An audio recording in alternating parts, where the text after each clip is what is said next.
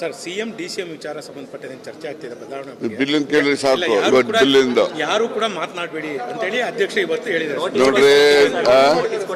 notice ಕೊಡ್ಲೇ ಬಿಡಿ ಕೊಟ್ಟಾದ್ಮೇಲೆ ಹೇಳ್ತೀನಿ ನಾವು ನೋಡ್ರಿ ಅವ್ರು ಸಲಹೆ ಮಾಡ್ಬೋದು ಸಾರ್ವಜನಿಕವಾಗಿ ಕೆಲವು ಕಾಂಟ್ರವರ್ಸಿಗಳನ್ನು ಆಗಬಾರ್ದು ಅಂತ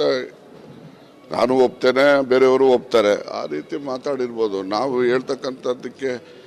ಏನು ಹೇಳಿದ್ರೆ ಏನು ತಪ್ಪಾಗ್ತದೆ ಏನು ತಪ್ಪಾಗ್ತದೆ ಕೇಳಬಾರ್ದ ನಾವು ಏನು ನಾವು ಕೇಳಿದ್ದೆ ತಪ್ಪಾಗ್ತದೆ ಅಂದರೆ ನಾನು ಎಂಥದೇ ಕ್ರಮ ಬಂದರೂ ನಾನು ಎದುರಿಸಲಿಕ್ಕೆ ಸಿದ್ಧ ಇದ್ದೀನಿ ವಾರ್ನಿಂಗ್ ನಾನು ಕೇಳ್ತೀನೇನ್ರಿ ನಾನೇ ರಾಜಣ್ಣನೇ ನಾನು I am not for power ಅಧಿಕಾರಕ್ಕೆ ಅಂಟ್ಕೊಳ್ತಕ್ಕ ಬಾಯಿ ಬೀಗ ಎಲ್ಲರೂ ಹಾಕ್ಕೊಂಡ್ರೆ ನಾವು ಹಾಕ್ಕೊಂತೀವಿ ಅವ್ರು ಹೇಳೋದಕ್ಕೆ ಹೇಳೋರು ಬಿಟ್ಬಿಟ್ಟು ಬರೀ ನಮ್ಗೆ ಹೇಳಿದ್ರೆ ನಾವು ಕೇಳೋನೇ ಅಲ್ಲ ನೋಡಪ್ಪ ಎಲ್ಲರೂ ಸುಮ್ಮನಿದ್ರೆ ನಾವು ಸುಮ್ಮನೆ ಇರ್ತೀವಿ ಎಲ್ಲರೂ ಸುಮ್ಮನೆ ಇಲ್ಲದೆ ಅವ್ರು ಹೇಳೋಕೆ ಬಿಟ್ಬಿಟ್ಟು ಈಗ ಆಯ್ತು ಈಗ ಸಿದ್ದರಾಮಯ್ಯನವ್ರನ್ನ ನೀವು ರಾಜೀನಾಮೆ ಕೊಟ್ಬಿಟ್ಟು ಇವ್ರಿಗೆ ಮುಖ್ಯಮಂತ್ರಿ ಮಾಡಿ ಅಂತೇಳಿ ಒಬ್ಬರು ಅಭಿಪ್ರಾಯ ವ್ಯಕ್ತಪಡೋದು ಕೇಳಿಸ್ಕೊಂಡು ಸುಮ್ಮನೆ ಇರೋಕ್ಕಾಗ್ತದ ಏನ್ರಿ ಏನು ಅವ್ರು ಮಾಡಿದ್ರೇನ್ರಿ ಮಾಡಿರ್ತಕ್ಕಂಥದ್ದು ಕಾಂಗ್ರೆಸ್ ಹೈಕಮಾಂಡು ಮತ್ತು ಇಲ್ಲಿನ ಶಾಸಕರ ಅಭಿಪ್ರಾಯದ ಮೇಲೆ ಮುಖ್ಯಮಂತ್ರಿ ಉಪಮುಖ್ಯಮಂತ್ರಿ ಆಗಿರೋದು ಆಗಿದ್ದರೆ ಸ್ವಾಮಿಗಳು ಹೇಳ್ದಂಗೆ ಮುಖ್ಯಮಂತ್ರಿಗಳು ಮಾಡೋದಾಗಿದ್ದರೆ ಶಾಮನೂರು ಶಿವಶಂಕರಪ್ಪನ್ನು ಮುಖ್ಯಮಂತ್ರಿ ಮಾಡಿ ಅಂತ ಸ್ವಾಮಿಗಳು ಹೇಳ್ತಾರೆ ಈಗ ನಮ್ಮ ಸಮುದಾಯದ ಸ್ವಾಮಿಗಳು ಸತೀಶ್ ಜಾರಕಿಹೊಳಿ ಮುಖ್ಯಮಂತ್ರಿ ಮಾಡಿ ಅಂತಾರೆ ಏನು ಸ್ವಾಮಿಗಳು ಹೇಳ್ದಂಗೆಲ್ಲ ಮುಖ್ಯಮಂತ್ರಿಗಳು ಮಾಡೋಕ್ಕಾಗ್ತದ ಇದೆಲ್ಲ ನೋಡಿ ಆ ಹೇಳಿಕೆಯಿಂದ ಅದು ಮಾಡಿರ್ತಕ್ಕಂಥ ಹೇಳಿಕೆ ಅದು ಏನು ಹಿಂದುಳಿದ ವರ್ಗಗಳಿಗೆ ಮಾಡಿರ್ತಕ್ಕಂಥ ಅವಮಾನ ಪ್ರಜಾಪ್ರಭುತ್ವಕ್ಕೆ ಮಾಡಿರ್ತಕ್ಕಂಥ ಅವಮಾನ ಅಂತೇಳಿ ನಾನು ಹೇಳಿದ್ದೆ ಯಾರಿದ್ದಾರೆ ಅಂತ ನನಗೆ ಗೊತ್ತಿಲ್ಲಪ್ಪ ನನಗೇನು ಹೇಳಿಕೆ ಬಂತು ಯಾರು ಹೇಳೋರೋ ಅವ್ರ ಬಗ್ಗೆ ಹೇಳಿದ್ದೀನಿ ಅಷ್ಟೇ ಹಿಂದೆ ಇರೋರಿಗೆಲ್ಲ ನಾನು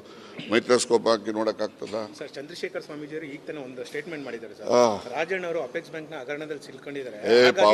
ಪರವಾಗಿ ಮಾತನಾಡ್ತಾ ಇದ್ದಾರೆ ಅಂತ ಹೇಳಿ ನೇರವಾಗಿ ಹೇಳಿದ್ದಾರೆ ಹೌದೌದು ಹಗರಣದಲ್ಲಿ ನಾವು ಸಿಕ್ಕಾಕೊಂಡಿದ್ದೀವಲ್ವಾ ಆಯ್ತು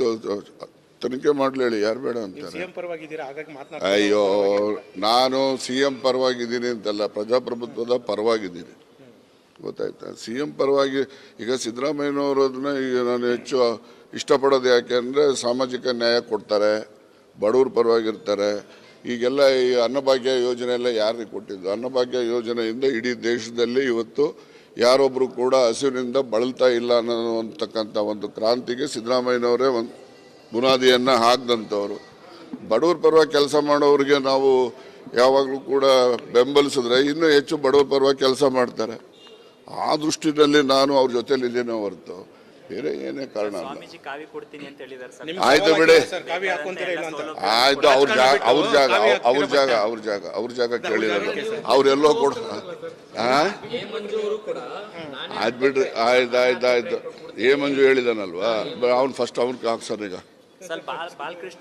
ಆಯ್ತು ಬಿಡಿ ಈಗ ನೋಡಿ ಆಯ್ತು ಜಾಸ್ತಿ ಯಾರು ಕಮ್ಮಿ ಮಾಡ್ಕೊಳಕ್ ಹೇಳಿ DK ಸುರೇಶ್ ಅವರು ಮಾತನಾಡಿಲ್ಲ